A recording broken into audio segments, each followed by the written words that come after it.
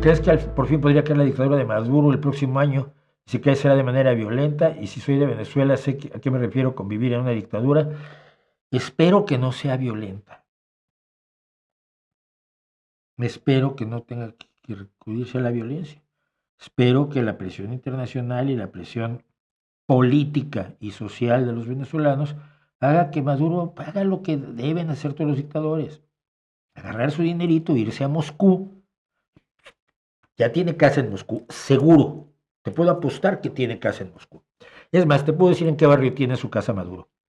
Maduro tiene su casa en el barrio donde va a vivir, que ya tenía su casa antes, Bashir al-Assad, donde también está el antiguo tirano de Kirguistán, donde está la familia de Milosevic, el nazi serbio, y donde está la familia de... y donde está Yanukovych, el traidor de Ucrania que provoca el Euromaidán en 2014, y el traidor de Georgia, el anterior, porque ahora tenemos uno nuevo, el nuevo traidor de Georgia.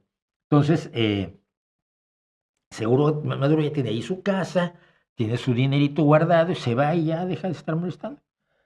Probablemente sea, ojalá y sea así como termine.